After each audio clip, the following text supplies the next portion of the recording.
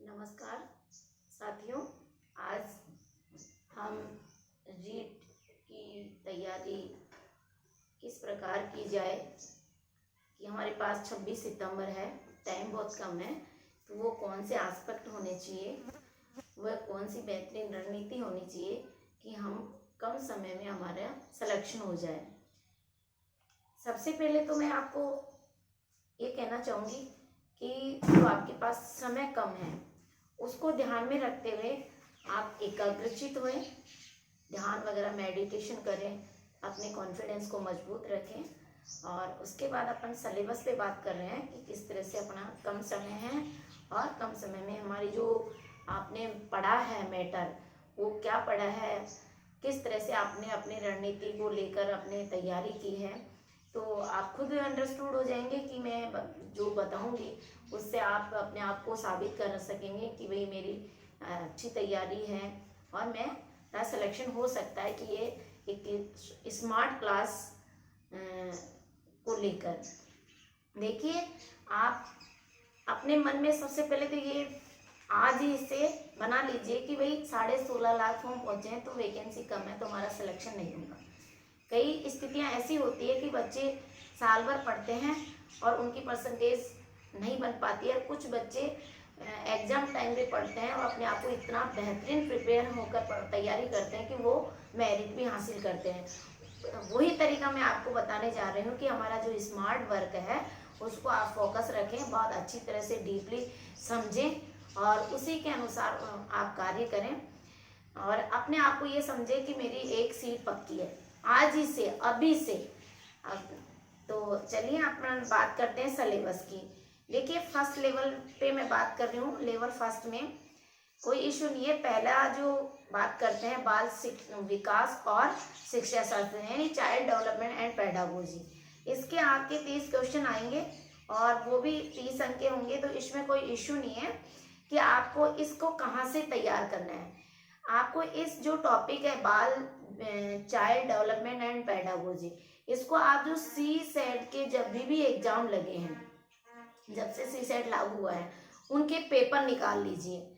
और ये दिल्ली पब्लिकेशन की बुक है सी सेट की, वो आप उपहार पब्लिकेशन आता है उसकी बुक ले लीजिए। ये जो चाइल्ड डेवलपमेंट पेडागोजी, और हमारे एक राजस्थान में भी अभी हमारा लास्ट ईयर निष्ठा का प्रोग्राम चला था, उसमें भी ये टॉपिक है। कहीं आप नेट से डाउनलोड कर लीजिए या नहीं मिलती है तो हमसे कंसल्ट कर लीजिए, आपको ये मिल जाएगा। उससे आपके 30 क्वेश्चन बाहर मिल जाएंगे, क्योंकि अधिकतर स्टूडेंट क्या है कि बहुत सारा मैटर इकट्ठा कर लेते हैं लेकिन कॉन्सेप्ट उनका क्लियर नहीं हो पाता है और इसकी वजह से तूफड़ मैपड़ हो जाता है। तो हमें तूफड़ मैपड़ नहीं करना है। हमारे जो बाल चाइल्ड डेवलपमेंट एंड पेडागोजी है उसको समझना है कि बाल विकास क्या है, शिक्षा शास्त्र क्या है, क्या उनके मुद्दे हो सकते हैं, वर्तमान में उनकी क्या प्रासंगिकता है, किस तरह से हम बच्चों के साथ काम करें। वो आप जब उसका जो नवाचार पढ़ेंगे आपको लगेगा तो बहुत ही अच्छा। आपके 30 में से आराम से 30 क्वेश्चन में से 30 आप नंबर प्राप्त कर सकते हैं, 30 ही एक्यूरेट सही कर सकते हैं, आई थॉट मेरा मानना है। तो आप इसका 4 सेट पढ़िए। इसका सी सेट वाले के जो अभी सी टेट हुआ है, सी सेट हुआ था हमारे राजस्थान में तो एक बार ही हुआ है, उनका निकालिए। उनके बेस को बार बार उसको 5 बार पढ़िए, वो कॉन्सेप्ट आपका क्लियर हो जाएगा। मैं गारंटी के साथ कह सकती हूँ कि आप फिर एग्जाम देने के बाद में मुझे प्लीज बताएं कि हाँ मैम ये कॉन्सेप्ट हमारा यहाँ से आया था, बिल्कुल क्लियर हुआ है। तो आप सी सेट के लिए की बुक पढ़ेंगे, उपहार पब्लिकेशन के इस टॉपिक को क्लियर करेंगे। कहीं से भी करने की जरूरत नहीं है। आप चाहें तो आपके जो बीएड में चलता था ये टॉपिक है उसको भी पढ़िए, और उसके जो जब बीएड वाला टॉपिक पढ़ेंगे बाल विकास और शिक्षा शास्त्र, उसके साथ आप सी टेट के जितने भी एग्जाम हुए हैं, ठीक है, और राजस्थान में जो टेट का हुआ है वो टॉपिक पढ़ के आप इसको पढ़ेंगे और लास्ट ईयर एक बार हो चुका है तो उसको पढ़ेंगे तो आपको खुद को लग जाएगा कि इस टॉपिक में से यहाँ से क्वेश्चन आया और अब ये आ सकता है।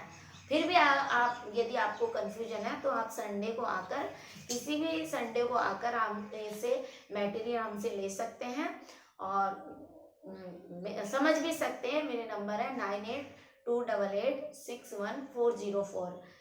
तो आप इस टॉपिक को क्लियर कर सकते हैं। बहुत अच्छा और नेगेटिव मार्किंग नहीं है, सबसे प्लस पॉइंट है आपके लिए, नेगेटिव मार्किंग नहीं है। अब आते हैं कि आपका जो दूसरी यूनिट है मैथ, ठीक है, लेवल वाइज करें तो मैथ में आपको जो क्लास मिलेगी 1 से 10 तक तो मिलने से 1 से लेकर 8 तक आपका स्टैंडर्ड होता है। तो आप अब जो है हम बेस देखते हैं तो इतने इतने आप जो नवोदय के मैथ के पेपर हुए हैं, देखो मैं आपको शॉर्ट एंड स्मार्ट वर्क बता रही हूँ।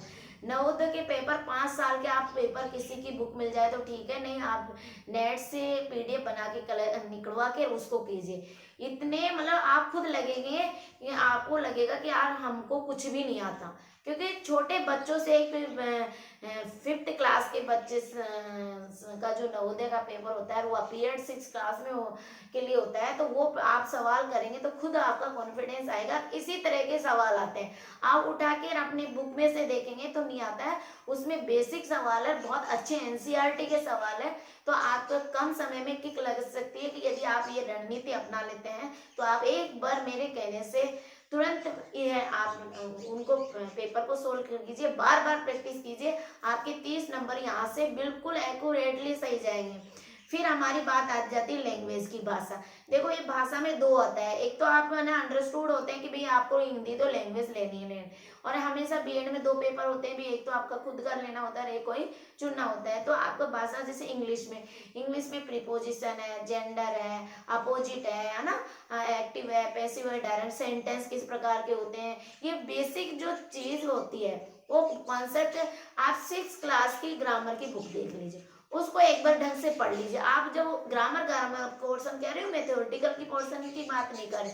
जब आप उसके पैसेज पढ़ेंगे, उसके एक्टिव पैसिव पढ़ेंगे, वर्ब पढ़ेंगे, डर पढ़ेंगे, अपोजिट पढ़ेंगे, तो आप खुद को एहसास फील होगा कि भाई मेरी तैयारी अब तक मैं 0 था, अब वाक्य में तैयारी ऐसे की जाती है, तो आप उसको करेंगे। और फिर भी आपको अभी 26 सितंबर है आपके पास में, तो आप यदि कहीं कंफ्यूजन है तो रविवार को हमारे इस नंबर से आप पूछ सकते हैं, हमारे घर पे आ भी सकते हैं, और आप अपनी कार्यशाला अटेंड करके आप जितने भी कॉन्सेप्ट है वो क्लियर कर सकते हैं। फिर उसके बाद में लेवल, जब हिंदी लैंग्वेज चुनेंगे तो व्याकरण पोर्शन आता है। और आप जब मैंने ये आपको सजेस्ट किया है कि जब नवोदय के आप पेपर देखोगे तो उसमें हिंदी का भी पैराग्राफ आते हैं, उनको भी सॉल्व कीजिए।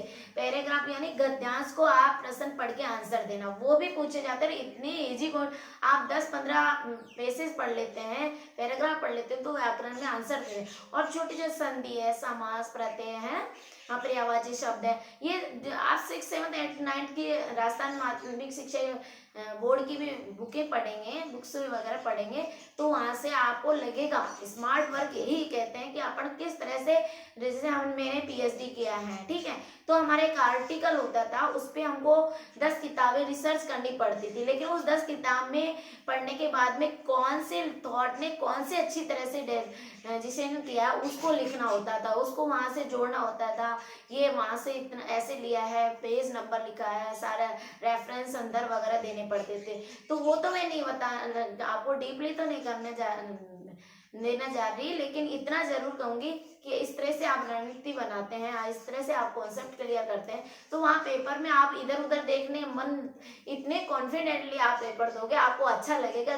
तैयारी कर के जाने के बाद भी यदि पेपर देते हैं तो बहुत मजे आते हैं, बिल्कुल भी फील नहीं होता है कि सामने वाले को लगता है कि हाँ आज मेरा पेपर बहुत बेस्ट हुआ है, और अपने आप को भी लगता है कि रियलिटी में हमें क्या करना चाहिए, पेपर की तैयारी करके जाना चाहिए, तभी पेपर देते हैं। अब बहुत सारे स्टूडेंट के रहता है कि मैडम ये एक वैकेंसी है, इतना 16.5 लाख फॉर्म भेजे हैं, है ना, तो हमारा कैसे सिलेक्शन होगा। लेकिन आई थॉट मैं डॉक्टर सरला निवेदन करना चाहूंगी कि कभी भी मैंने अपनी लाइफ में स्टडी करती हूँ, या मैंने पहले भी किया है, आज भी मैं कंटिन्यू स्टडी से जुड़ी हुई हूँ, तो मैं कभी नहीं सोचती कि इतनी सीट है या कम सीट है, मेरा एक ही फोकस रहता है कि मुझे एक सीट पाना है, कुछ भी हो जाए। तो मैं आपको भी यही सुझाव देना चाहूंगी कि कभी भी ये नहीं कंपैरिजन करें कि 16.5 लाख स्टूडेंट है, बहुत बड़ा टफ है, टफ नहीं है, हमें सिर्फ एक सीट पे फोकस रखना है, अच्छी मतलब ऐसे नहीं धक्के मुक्के से जाना है कि भाई पास हो गए, अच्छा मतलब किक लगाए तो अच्छी किक लगाएं, ठीक है। तो मतलब अच्छी रैंक से जाएं, और अच्छी रैंक तभी गेन कर सकते हैं जब हमारा स्मार्ट वर्क होगा, हम अपने दिमाग को स्मार्ट रखेंगे, अपडेट रखेंगे।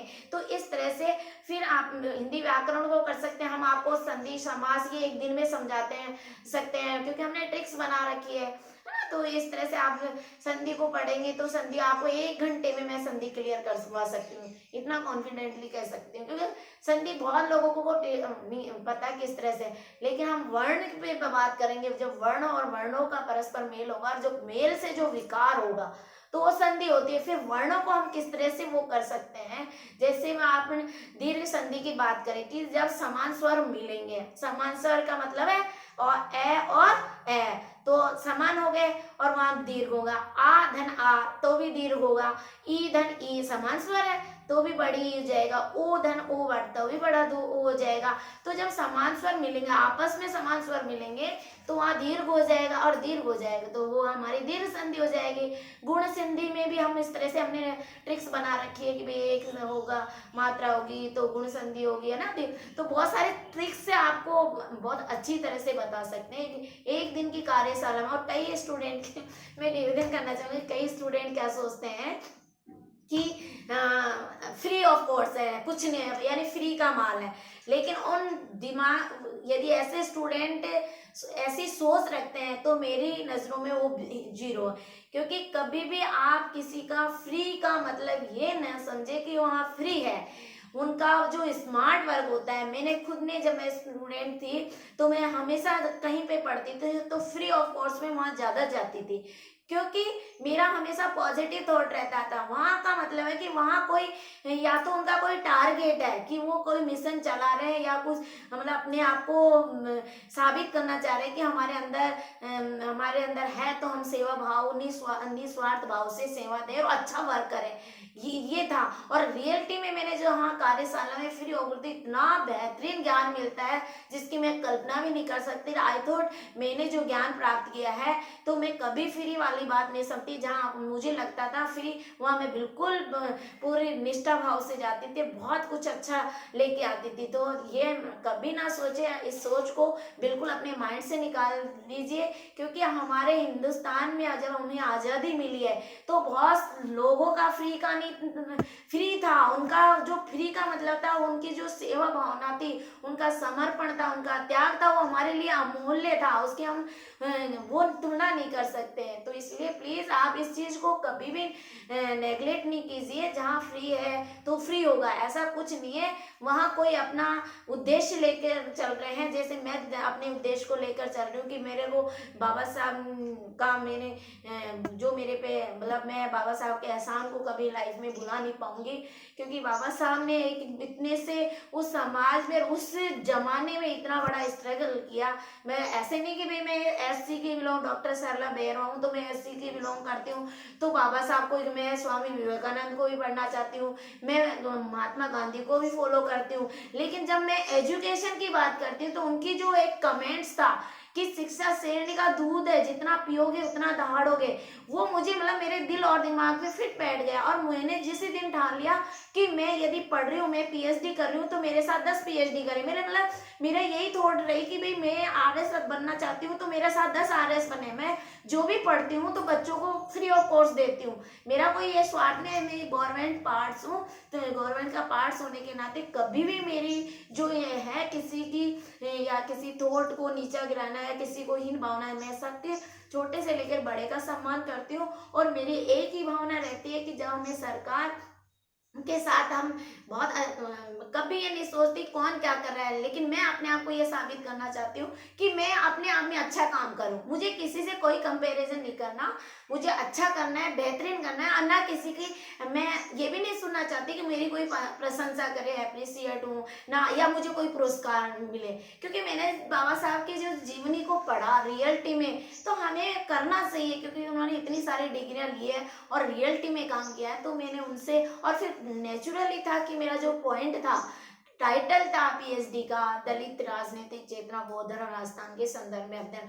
तो मेरा उसी दिन मैंने ठान लिया कि भाई मुझे इस माहौल में देखा जाए कि आज एजुकेशन की, सबसे हायर एजुकेशन की बहुत ज़्यादा डिमांड है और हमें जितना हो सके हमें स्टूडेंट, जो बेरोजगार स्टूडेंट है उनको फ्री ऑफ कॉस्ट शिक्षा देनी है। घर में भी रहेंगे तो फ्री ऑफ कॉस्ट देना है, अच्छा पढ़ के अच्छा बेहतरीन उनको देना है, बेहतरीन, और ताकि उनके दिमाग और दिल और दिमाग में बैठ जाए कि नहीं, हम पंगु नहीं है, हमारे अंदर बहुत अच्छा टैलेंट है, हम अपने हुनर को निखार सकते हैं। इसलिए मैं आपको ये मिशन, बाबा साहब के मिशन से जुड़ी हूँ और इसीलिए मैं आप शिक्षा, आप तक ये जो मेरा सेवा भाव है, शिक्षा को लेकर निस्वार्थ भावना है, वो आप तक पहुंचा रही हूँ।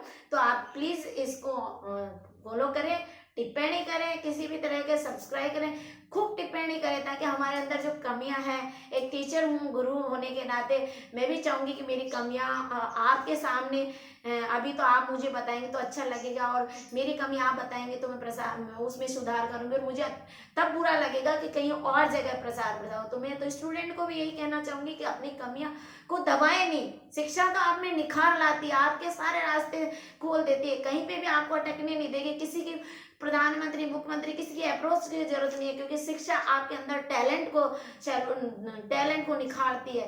तो लास्ट में मैं इतना ही कहना चाहूंगी कि जैसे आपने व्याकरण का पोर्शन को, किसी भी 10वीं की बुक ले लीजिए, आप 12वीं की राजस्थान माध्यमिक शिक्षा बोर्ड को, उस व्याकरण को पढ़ लीजिए, आपके कहीं पे भी आप उठा के देखिए ना पेपर, आप प्रैक्टिस सेट 5 साल 10 साल के राघव प्रकाशन के देख लीजिए, या सिकवाल का जो प्रैक्टिस सेट है, एक और था 10 साल पुराना, उसका आप अगर पढ़ लिया आपने तो उसका प्रैक्टिस, मतलब आप जो प्रैक्टिस है, अब आपने के पास टाइम का है तो अभ्यास पेपर से आप प्रैक्टिस सॉल्व कीजिए। आप जितना अभ्यास पेपर निकालेंगे तो आपके अंदर कॉन्फिडेंस आएगा, इसका ये आंसर है, इसका कंफ्यूजन नहीं होना चाहिए, क्योंकि प्रैक्टिस इज मैन परफेक्ट। अभ्यास हमें निखार लाता है। और पर्यावरण विज्ञान, अब पर्यावरण विज्ञान के लेवल फर्स्ट में बात करें तो देखिए, नॉर्मली क्वेश्चन पूछा जाता है तो आप चाहे तो पहले ही यूनिट है विज्ञान के सामान्य आधारभूत तत्व एवं दैनिक विज्ञान, मानव शरीर, आहार, पोषण, स्वास्थ्य और देखभाल, इसको सिकवाल की बुक है पटवारी की में, ये पहले यूनिट की कहीं से भी आप जीरोक्स ले लीजिए, इसमें से आपके 2-4 क्वेश्चन पुट अप होंगे। और दूसरा ये है कि मेरे पास एक बुक है डॉक्टर राम कुमार गुर्जर की, ये पर्यावरण अध्ययन, ये बीए में चलती है। इस बुक में से आपको पर्यावरण का बहुत अच्छा मैटर है, और भी आप चाहें तो 6 से लेकर 8 की बुक में पर्यावरण के जितने भी आपके टॉपिक है, आपने पहले का पेपर आप उनका जो रीड का हुआ है, एक पेपर तो हो चुका है, तो उसको देख कर आप नोटिस कर सकते हैं और आप उससे अभ्यास कर सकते हैं। अब ये टॉपिक यहाँ से 8-10 पॉइंट, जहाँ पे भी आपको ये कॉन्सेप्ट ले, जीरोक्स लीजिए और खुद के नोट्स लीजिए, हम भी नोट्स दे रहे हैं तो खुद की राइटिंग में लिखिए, और खुद की राइटिंग में लिखोगे तो आपको पढ़ने में भी इजी होगा। तो आपका हिंदी, हमने चाइल्ड डेवलपमेंट एंड पेडागोजी के बारे में बता चुकी हूँ, मैथ के बारे में लेवल फर्स्ट आप इंग्लिश ले लीजिए, ग्रामर पोर्शन से क्लियर हो जाएगा।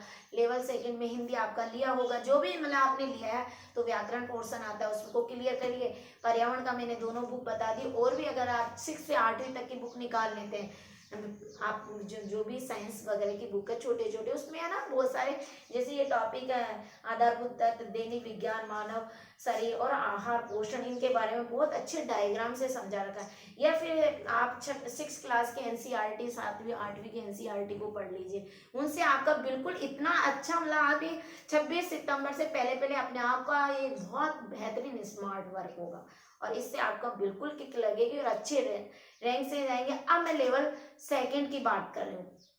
देखिए, लेवल सेकंड में आपका जो 60% है, यानी 60 नंबर का क्वेश्चन आएंगे आपको, वो पर्यावरण, सामान्य विज्ञान, राजनीति, राजस्थान का भूगोल, अर्थशास्त्र, है ना, इस यानी कि जो आपने देखा होगा 6 से लेकर 8वीं तक, यानी 1 से लेकर 8वीं तक क्लास आपको मिलेगी, ठीक है। उसमें स्पष्ट लिखा होता है कि एसएस, पॉलिटी, पर्यावरण, ज्योग्राफी, राजस्थान का ज्योग्राफी है, तो इसमें कुछ कॉन्सेप्ट हमने निकाले। अब बच्चे क्या करते हैं, गाइड पढ़ते हैं, गाइड से सिलेक्शन कभी भी उठा के देख लेना, गाइड से प्रॉपरली सिलेक्शन नहीं होता, लेकिन फिर भी देखिए आप इसमें टॉपिक में पढ़ेंगे तो राजस्थान का भूगोल 6 से लेकर 8वीं तक की जो भूगोल है 6 से लेके 8वीं तक, और एनसीईआरटी की बुक है ज्योग्राफी में, जो राजस्थान माध्यमिक शिक्षा बोर्ड को, उसको पढ़ लीजिए। और 6 से लेकर 8वीं तक की एनसीईआरटी पढ़िए, और 6 से लेकर 10वीं तक राजस्थान माध्यमिक शिक्षा बोर्ड की बुक है, उनको पढ़िए। इसमें से राजस्थान का ज्योग्राफी भी क्लियर होगा, राजस्थान का राजनीति भी क्लियर होगा, राजस्थान का सामान्य विज्ञान भी क्लियर होगा, अर्थशास्त्र भी क्लियर होगा। तो ये आप 60 नंबर आपके यहाँ से बिल्कुल क्लियर हो जाएंगे। तो आप इसको ढंग से तैयार कीजिए, जो लेवल 2 की बात कर रही हूँ। और मैथ में आप मैंने बताया है, और फिर भी 6 में आप 6 से लेकर 8वीं तक की बुकें निकाल ले तो बेस्ट रहेगा। और आप एक गाइड को चुनिए, 10 गाइड मत बनो, कोई सी भी एक गाइड जो आपके सिलेबस को कवर करे, उसको एक बार नहीं 5 बार पढ़िए। पिछले साल का एक ही पेपर हुआ तो एक पेपर को आप ढंग से तैयार कीजिए। आपको खुद को लगे, जब तक हम सिलेबस को 5 बार नहीं पढ़ लेते हैं, जब तक हम पिछले साल के पेपर को 5 बार नहीं पढ़ सकते हैं, और उसके बाद में अगर अपन नोट्स बनाए तो वो बहुत अच्छा आपका स्मार्ट वर्क होता है। आपको लगता है कि ये टॉपिक में ये क्वेश्चन है, उसको डीपली पढ़ेंगे तो यहाँ से ये क्वेश्चन पूछ लिया, तो अब यहाँ से क्वेश्चन पूछ सकते हैं, है ना। तो वो, और हिंदी और लैंग्वेज और इंग्लिश व्याकरण में मैंने बता दिया। या तो आपके पैराग्राफ आएगा, टेंस, आर्टिकल, प्रीपोजिशन, जेंडर, तो आप कोई सी भी ग्रामर की 6, 8, 7, 8 एक को पढ़ लीजिए और डीपली पढ़िए, उसके कॉन्सेप्ट को क्लियर करते हैं, तभी आप आंसर है। फिर आप चाहें तो गाइड को पढ़िए, और जितने भी प्रैक्टिस सेट है एक बार उनको पढ़ के जितने भी प्रैक्टिस सेट आप निकालेंगे तो आप बेहतरीन से बेहतरीन आप अपनी परफॉर्मेंस दे पाएंगे। इसी के साथ आपको लेवल 2 का कोर्स है, 60% का मैंने बता ही दिया, लैंग्वेज और इंग्लिश का वो होगा, और बाल विकास और ये मैंने चाइल्ड डेवलपमेंट और पेडागोजी बताया, वो आप उसी सेट में से प्रैक्टिस अभ्यास निकाल लीजिए। इससे आपका क्लियर होगा। खुद आप पढ़ेंगे, आप मेरे नंबर बता दिए हैं, आप चाहे तो रिपीट कर देती हूँ, 9828861404। आप मुझे बताएं कि आपकी रणनीति में आपको कैसा लगा, मैंने जो गाइड दिया है। और किसी भी तरह के आप फुल फ्रीडम हो, आप किसी भी तरह की टिप्पणी कर सकते हो। मुझे बहुत अच्छा लगता है आप टिप्पणी करते हैं, या किसी भी तरह का आप हम पे कमेंट्स करते हैं, तो बहुत अच्छा लगता है कि स्टूडेंट हमें फॉलो कर रहे हैं रियलिटी में। और यदि हमारा टाइम निकाल के आपके लिए हम निस्वार्थ भाव से गाइडेंस दे रहे हैं, तो अच्छा लगता है कि जब स्टूडेंट्स कमेंट करें। इसी के साथ all the best, thank you so much.